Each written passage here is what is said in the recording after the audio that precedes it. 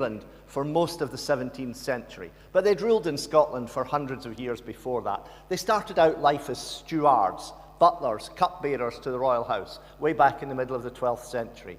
But through a judicious marriage to the daughter of the mighty Bruce himself, they founded a race of monarchs, who I regret to say were generally a pretty sorry lot. Almost without exception, they came to the throne as infants.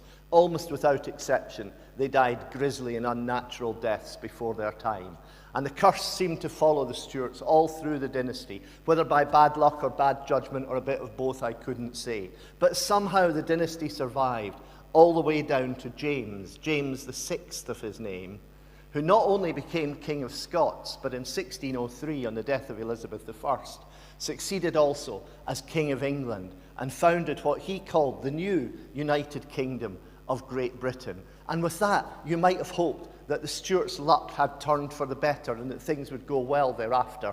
But it was not to be, because of course he was succeeded by his son Charles I, and I think we all know what happened to him. Now in due course he was succeeded by his son Charles II, who did return and did rule after a fashion, but failed in the primary duty of kingship, which is of course to provide an heir for the succession. So when he died, the throne passed to his brother, James II, and with him it was back to all the worst aspects of the Stuarts all over again. His insistence on the absolute divine right of the king to rule absolutely, his active promotion of the Roman Catholic faith in the life of the nation, and his general pig-headedness in most other matters endeared him to no one and resulted in him being deposed by his own daughters, the so-called ungrateful daughters, Anne and Mary, and his son-in-law William, in the glorious revolution of 1688. And in that glorious revolution, James was thrown out of the country. In fact, he was allowed to escape, better than making him a martyr, and he fled to France. He made one serious attempt to win back the kingdom, failed miserably, went back to France and never set foot in these islands again. And that, you feel, should have been the end of the story. But of course, in due course, his infant son, another James, came to maturity, and he too had a go at winning back the kingdom for the Stuarts, and he failed equally miserably. He landed after the main battle had been fought and lost. He then fell ill, went to bed, and then when he recovered, realizing that the government army was approaching, he jumped on a ship, went back to France, and never returned again. And so that was that. And the only other interesting thing that I can find out about this man, who's frequently styled the Old Pretender, is that he married this beautiful woman, Clementina Sobieski, a Polish princess. And through her, in due course, he produced two fine sons. Our man, Charles Edward Stuart, the young Pretender, and his younger brother, Henry Benedict. And thus it was that nearly 60 years passed, and two full generations from the glorious revolution in 1688, when the Stuarts were apparently kicked out and you would have expected things to end, until our story begins in 1744. Now, by now, all the original protagonists were long dead. William and Mary were dead. Anne, who'd succeeded them, was dead. George I had been and gone. George II was on the throne by 1744. Now, he at least could speak English. He had a reasonably sound administration in place and a clutch of children to assure the succession. Britain was actually doing quite well. This was time when we were beginning to make our presence felt on the global stage, contending with France and Spain for leadership in Europe. There were the first flickerings of the Industrial Revolution. North of the border, that glorious period we call the Scottish Enlightenment was just beginning to dawn. This was the start of modern times. This was surely no time to turn the clock back to absolute monarchy and feudalism. But in Rome, where the last of the Stuarts lived by the grace and favour of the Pope, that was exactly what was being planned.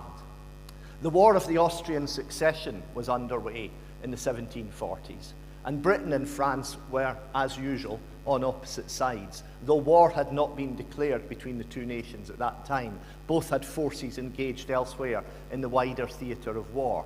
And it was at that time that the French government came up with a truly audacious plan.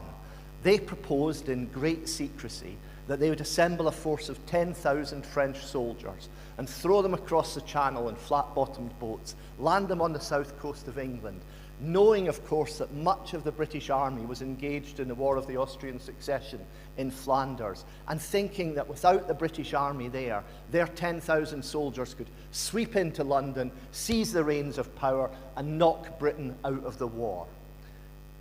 They proposed to put a Stuart prince as in titular command of this force, so that it would look not so much like a foreign invasion, but more like a prince returning to claim his own.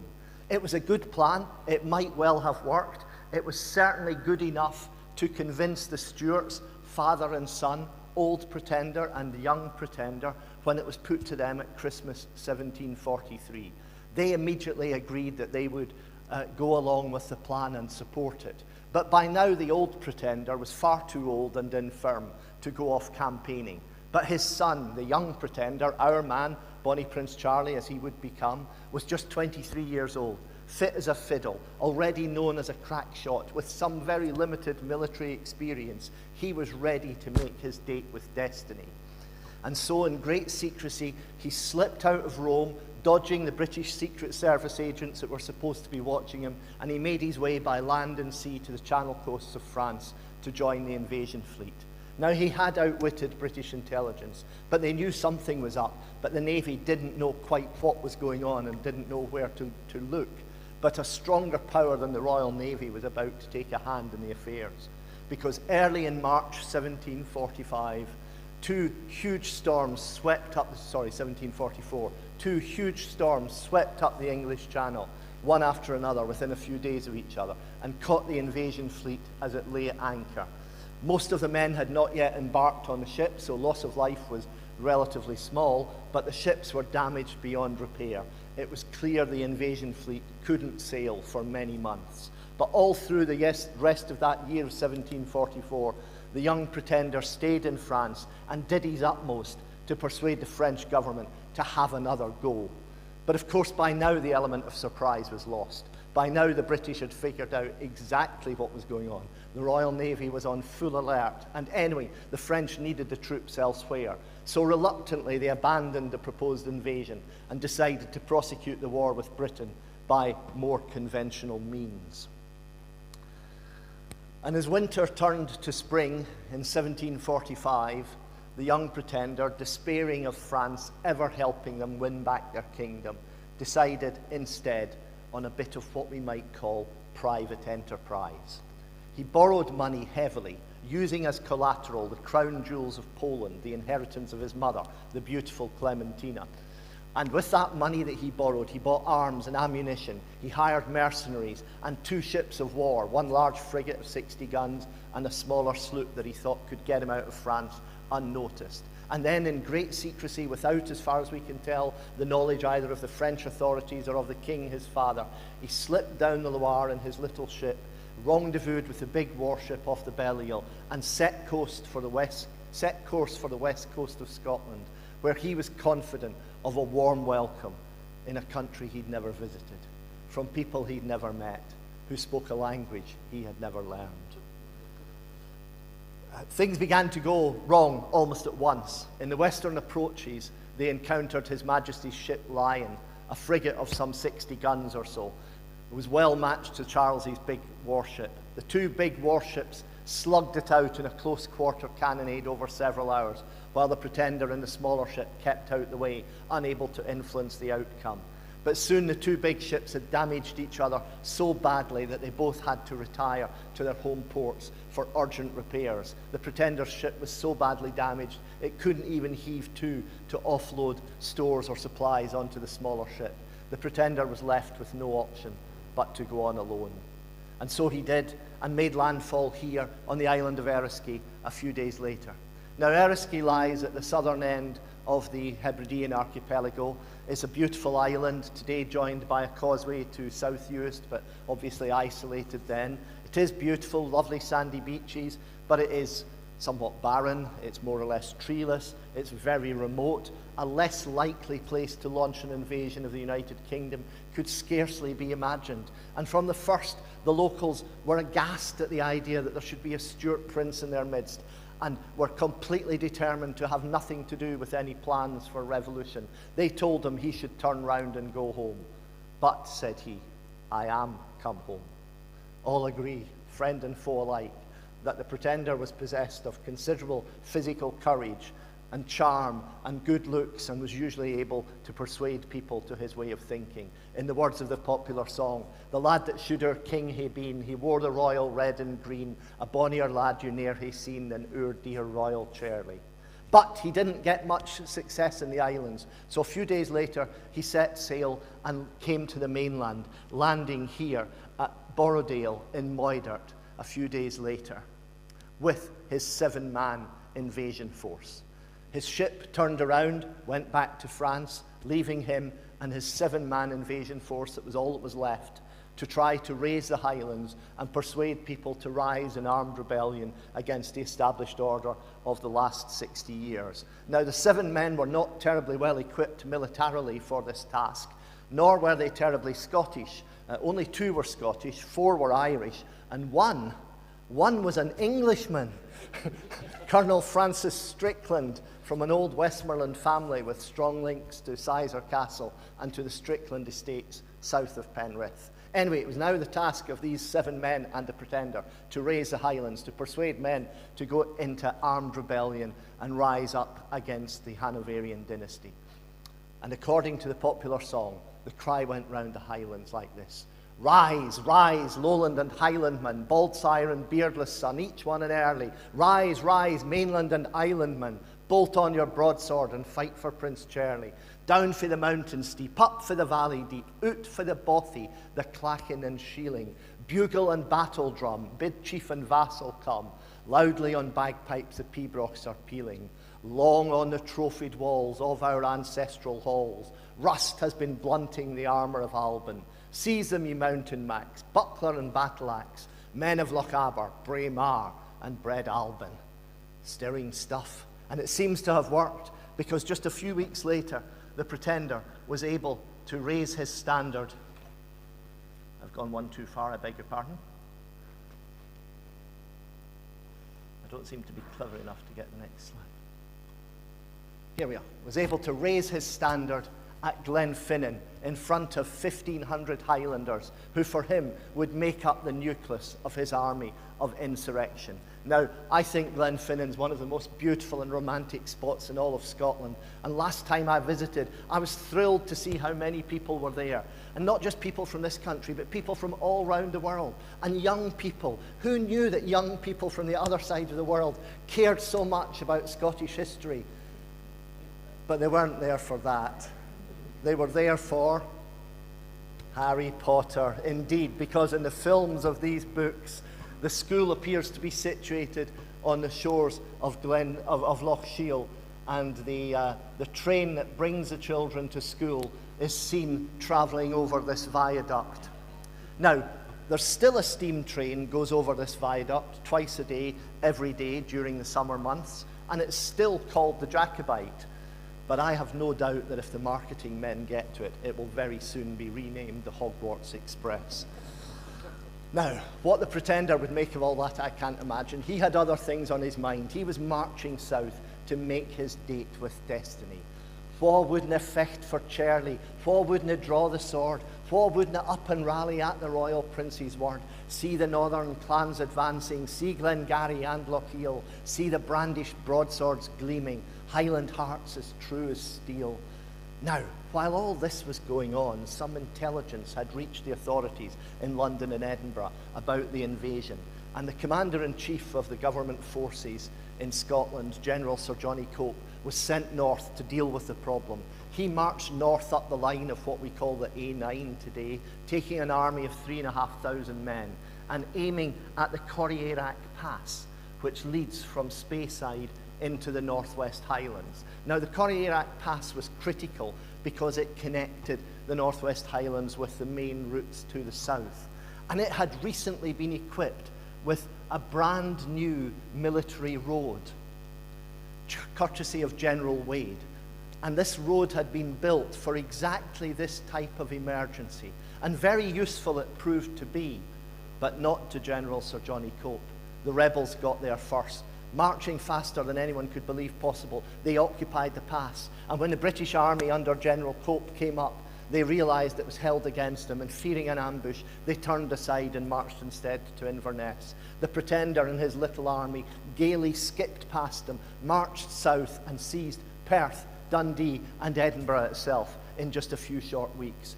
Johnny Cope, realizing that he'd been outwitted, desperately tried to get back to stop the capital falling to the rebels, took his men back by ship to Dunbar, but arrived just too late to prevent the disaster happening. But he would have the chance to fight the Pretender a few days later at Preston Pans, outside the city of Edinburgh. And there it seemed that Johnny Cope had got the British army into an impregnable position. They had the sea on one flank, an apparently impenetrable bog on the other, a nice flat open ground in front of them, where his advantages in cavalry and artillery could be put to best use. But on the night before the battle was expected to be joined, the Pretender led his men down from the high ground, and then by a secret path not known to many, through the not so impenetrable bog after all, he brought his men right onto the field of battle, slightly behind the government troops. And when dawn came next day, the government troops were astonished to discover that their opponents were already on the field and behind them, and they only had moments to try to reorganize their lines and fire off one volley of shots before they were overwhelmed in a fearsome Highland charge. It was all over in minutes. By then, hundreds of men lay dead, hundreds more had been wounded, and the rest were fleeing south. And the rumour arose that the first to leave the field had been the Commander-in-Chief of the British Army himself, General Sir Johnny Cope. In the words of the popular song, Cope sent a challenge frae Dunbar, saying, "Charlie, meet me gin you dar, and I'll learn you the art of war if you'll meet me in the morning."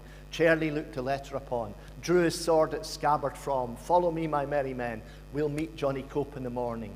Come now, Johnny, be as good as your word. Let us try with fire and sword. Dinna flee like a frightened bird that's chased frae its nest in the morning." Johnny Cope to Dunbar came. They speered at him. "Where's all your men?" "The devil confound me, I dinna ken, for I left them all in the morning." "Come now, Johnny, you werena blate, to come with the news your ain defeat, and leave your men in sickest strait sae early in the morning." "Faith," quoth Johnny, "I got sick flegs with their claymores and fillabegs. If I face them again, de'll brack my legs. So I bid yous all good morning." Now, it wasn't true, of course, but truth is always the first casualty of war, and it was great propaganda. Johnny Cope was taken south to face a court-martial, though he would eventually be exonerated, and the Pretender went back to Edinburgh in triumph to contemplate his next move. Now, in truth, he didn't have that many options. His plan, insofar as he ever had anything that could remotely be described as a plan, his plan was always predicated on the assumption that as soon as he arrived in Britain and achieved any sort of military success, the French were bound to come in and help him, either directly or with a diversionary invasion somewhere else. But all the evidence suggests the French were caught by surprise in 1745, every bit as much as the British were, and by the time they realized the chance they had to outmaneuver their chief rival in Europe, the opportunity had passed. Apart from a few privateers landing at Montrose, no French help ever came. And without the French, what could he do? He couldn't keep the army static. He couldn't pay it. He could barely feed it. And anyway, he'd come not just for the crown of Scotland. He'd come in the hope of winning the crown of England and the United Kingdom for his house and his father. And if he was to do that, he needed to march south. So march south he did. He and his somewhat larger army, now swollen to about 5,000 men, chose to come by the westerly route through Carlisle and Penrith rather than the direct route to London. Two reasons for this. One was that he wanted to recruit people in the northwest of England, where he believed people were sympathetic to the Jacobite cause. And secondly, he wanted to avoid General Wade and his army that was camped at Newcastle. The plan worked well initially. They took Carlisle and the castle pretty easily, and they arrived here in Penrith on the 21st of November, 1745. Now, we know a little bit about what happened in these days that he was here in Penrith, because there was a loyal man called Cowper or Cooper, a popular name in Penrith then and now, and he sent a series of dispatches from Penrith to the postmaster at Brough for onward transmission to the authorities further south.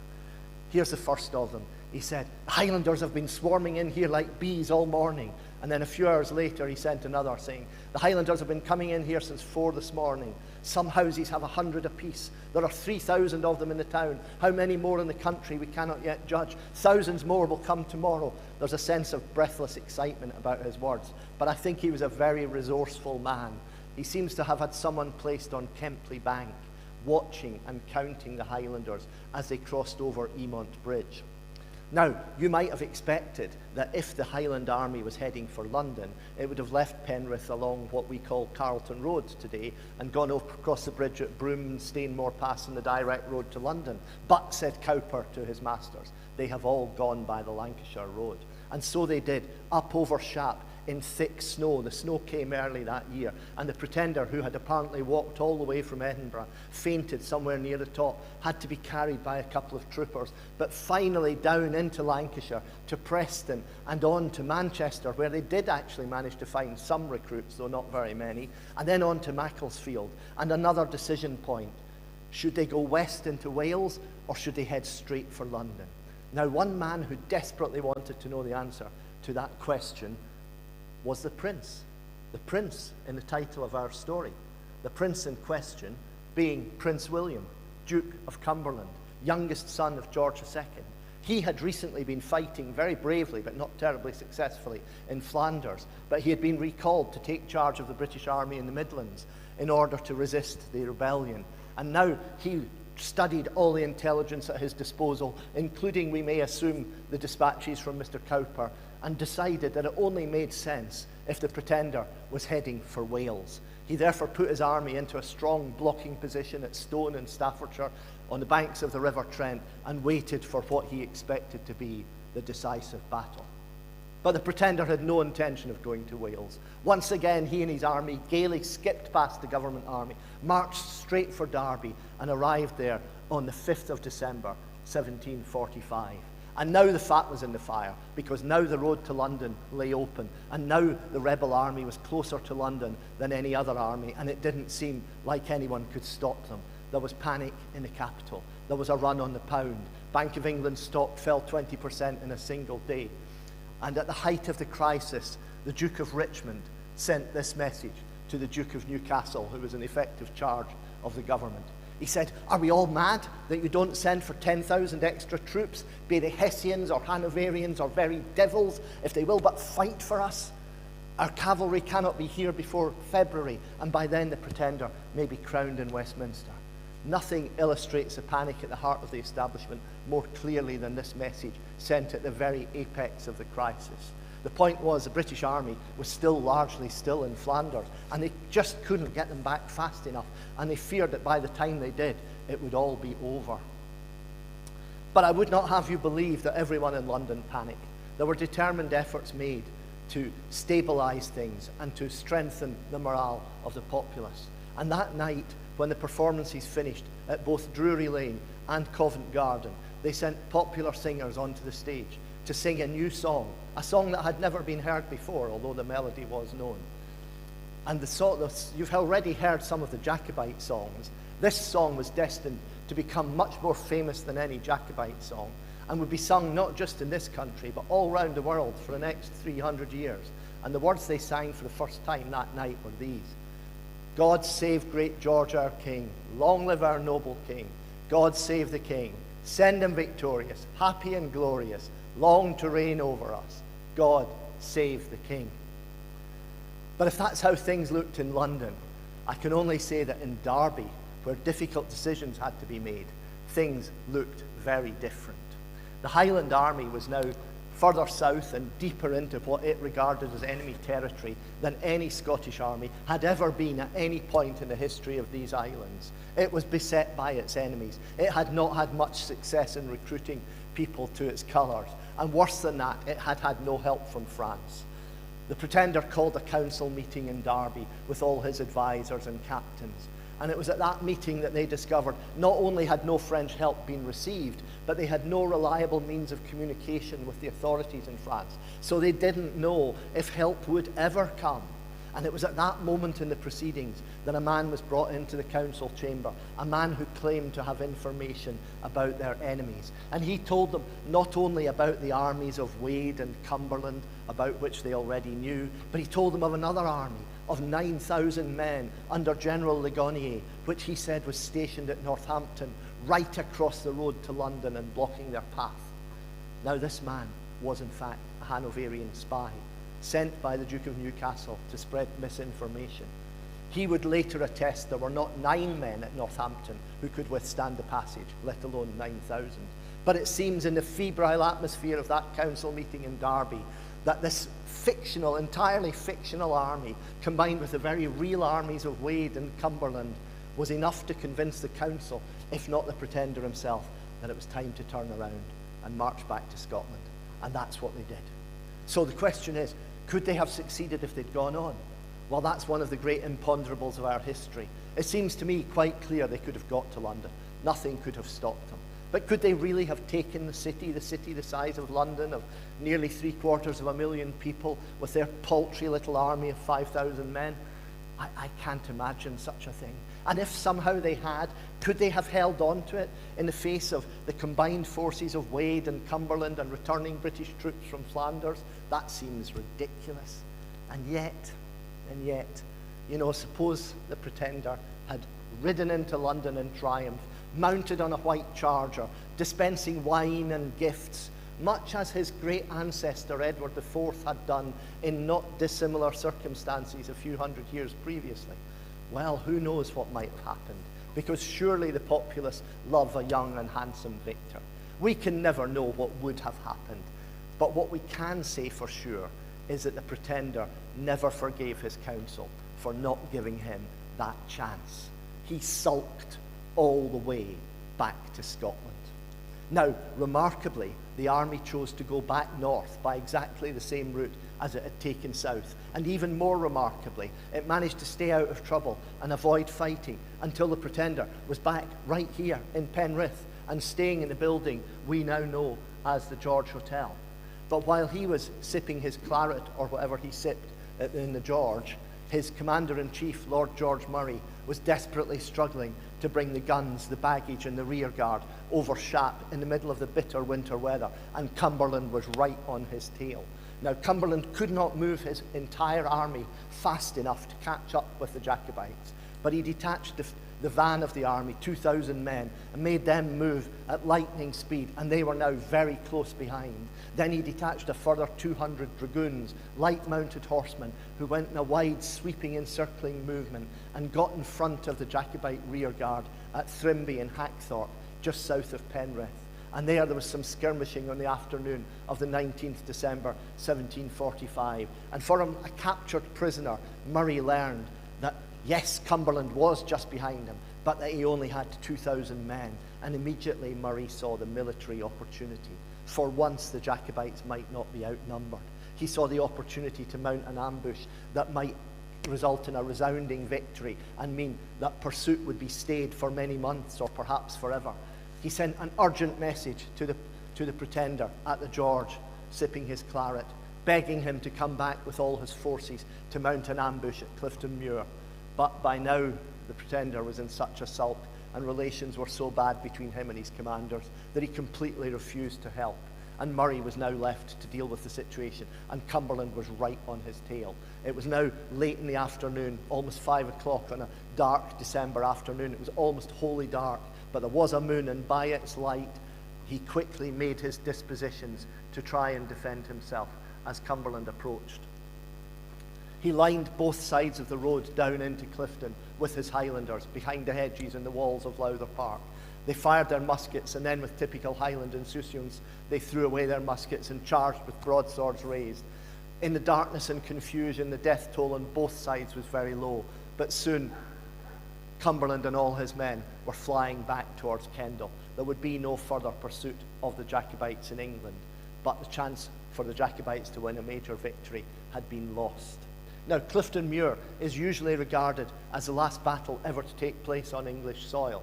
It was not, of course, the last battle on British soil. 2 more battles were about to take place in Scotland. But Cumberland was recalled to London, ostensibly to take charge of preparations to defend against a French invasion, although, as we've seen, that never happened. And another general, General Hawley, was sent north to take charge in Scotland. He was contemptuous of the rebels and said that he would finish them off in an afternoon. But in fact, it was him that was finished off in an afternoon a few weeks later at Falkirk, when suddenly the pursued turned on the pursuers. Once again, the battle being fought late in the afternoon, once again in the middle of a blinding snow and sleet storm. And once again, it was only the darkness and confusion that allowed most of the government army to escape and live to fight another day.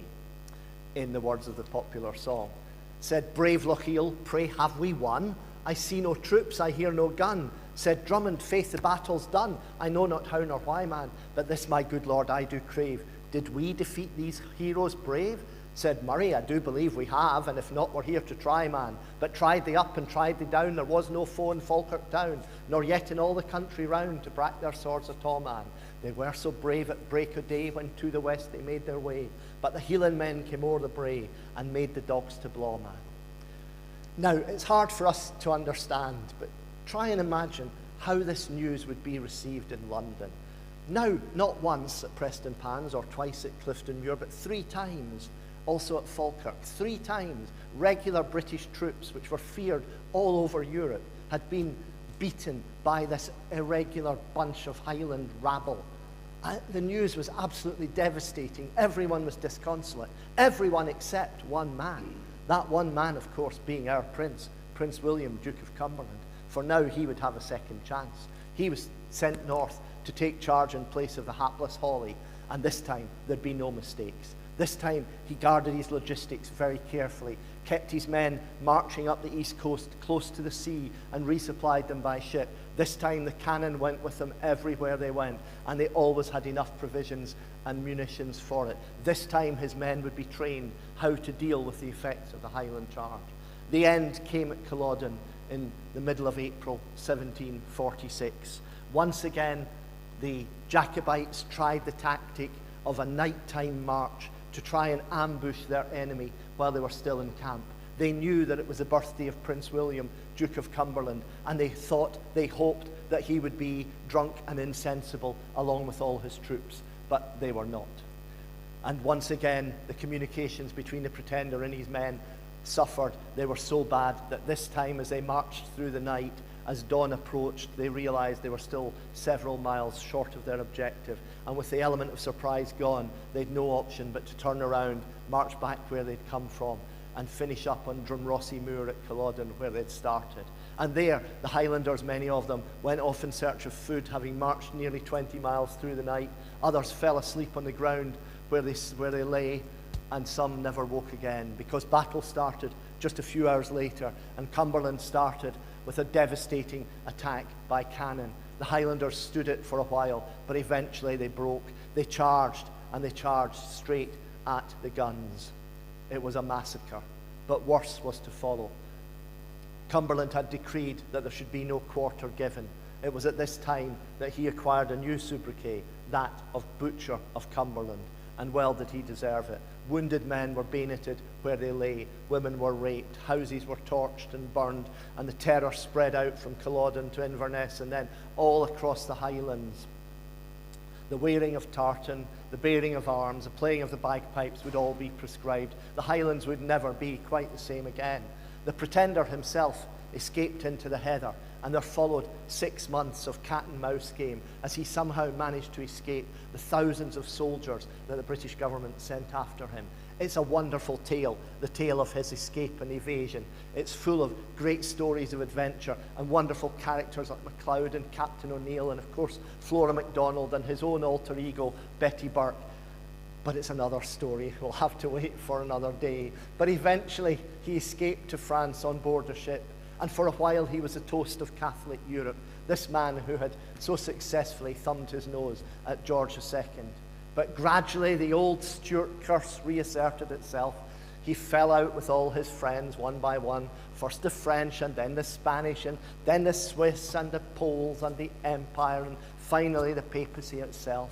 And then all was on the run across Europe. All was fearful of a snatch squad sent by the British government or of assassination. he gradually slipped into middle-aged obscurity and alcohol-fueled depression. He married, but his young bride very quickly left him with tales of depravity and cruelty. His mistress and his daughter also abandoned him. He never did father a legitimate child. And when his younger brother, Henry Benedict, accepted the position from the Pope to become Cardinal Archbishop of York, which meant, of course, that he would never have a legitimate child, that really did seem to be the end of the Stuart line. But you know, under the laws of primogeniture, there's always someone somewhere who inherits, no matter how remote the connection or distant the relationship. And this claim gets passed down preciously from one generation to the other and has come down all the way down to the present day. And today, the claim belongs to this man. This is Baron Franz Herzog von Bayern, Duke of Bavaria. But according to the Jacobites, this man is also, by right, His Britannic Majesty, King Franz I of the United Kingdom. Now, the good Duke acknowledges the existence of the claim, but he has made it clear on many occasions that he has no intention of pursuing it. So Her Majesty can sleep easy tonight. The Duke lives quietly in the magnificent Nymphenburg Palace near Munich. You can visit it. It's an amazing place. The public rooms are decorated in the traditional South German style, but I have it on good authority that if somehow you could penetrate into the private apartments of the family, you would there find a suite of rooms decorated entirely in the tartan and bearing the armorial devices of the royal house of Stuart. So make of that what you will. So my tale's almost at an end. I hope that you agree it's a wonderful romance of adventure and daring and swashbuckling adventure and all the rest. But we should not forget that this great swashbuckling tale resulted in the deaths of thousands of men. Thousands more were wounded, horribly maimed. Thousands more captured, imprisoned in dreadful conditions, some at Carlisle, some elsewhere. Many of these were transported, a few were executed, but far more were transported in conditions of virtual slavery. And thousands more, women and children who could not possibly be guilty of any fault whatsoever, were widowed, orphaned, dispossessed, impoverished. The harm and the damage that was done by this great swashbuckling tale was deep, long-lasting, and may not quite have finished even now. On the other hand, we have to say these were the last battles on British soil. And since that time, we have managed, more or less, to live at peace with ourselves in this island, if not always with our neighbours. But while our European neighbours have, in the last 300 years, mostly, almost all of them, been consumed with wars or revolutions or insurrections or coup d'etat at one time or another, we have been mercifully free of that for the last 300 years. Since the time of the Pretender, no one has ever managed to tear our country apart quite as he did. I hope and pray that no one ever will again. Thank you.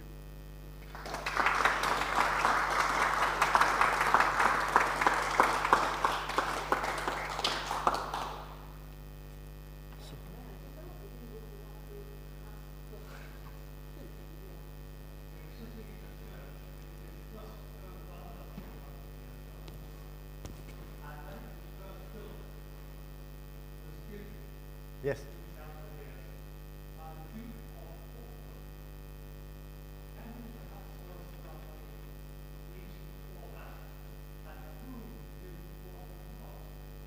Okay. I can't tell you a great deal about it, but of course your facts are absolutely correct. Penrith was loyal to the government, to George II, and they did not make the Highlanders particularly welcome on their first visit here on their way south, and were treated somewhat roughly. For instance, there is extant an instruction from the Pretender that says that every shoemaker within the district must present their entire stock of shoes by 6 o'clock the next morning on pain of execution. So, you know, that's the sort of thing. They were promised they'd be paid for the shoes, but if they didn't deliver them, they would be executed. So Penrith was treated rather roughly, I think, and certainly on the way back, Penrith made them even less welcome. There were a number of skirmishes, including a famous one at Lowther Castle, And I think it's fair to say that Penrith resisted the passage. You may know that cannonballs have been found at Stockbridge, which are assumed to have been dropped as the Jacobite army went north. So one assumes that they found it pretty difficult to get past Penrith. Some, I believe, went around in a wide circling movement past Lyngwathby. Others evidently went by Stockbridge. So it does seem that Penrith resisted the passage. And then after it all finished, the Duke of Portland, who was one of the senior members of the government and was fantastically rich, decided that he should donate 50 guineas, I think was the sum, to purchase these candelabra for Penrith. Well, I think he gave the money, and I think Penrith decided that they would have the candelabra. That's about the limit of my knowledge, I'm afraid. Is that any help, sir? Do we have any other questions? Would it be possible to repeat the question, Neil? If there is a question, if you repeat it, then it'll get recorded. Thanks. I'll do that, sir. Thank you. But I'll need a question to do that. We've heard so much detail that there's nothing that one could ask. But I think the spontaneous applause says everything. That was a truly magnificent talk. Oh, I mean that most sincerely. It was brilliant, wasn't it? So interesting, so full of fascinating detail. Some of those escaped the classroom, some of those great details. So I was learning things too. And altogether, that really was splendid. And I think we all feel very much more deeply knowledgeable and have a much more vivid understanding and picture of this series of events. And personalities come out as well, don't they, when Neil described them so fully. So thank you very much indeed. Really did enjoy that. Thank you.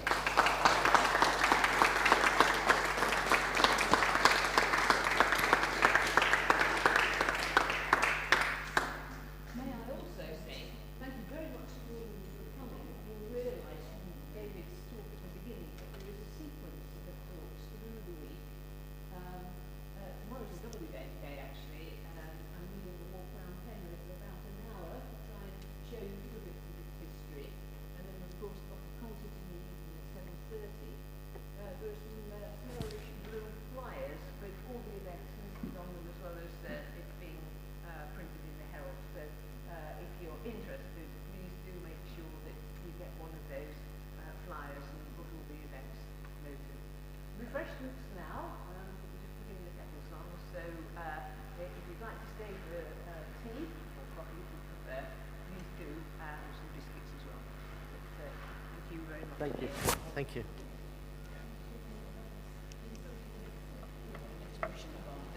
So much. It's not necessary. It really was Thank you good. very much. It was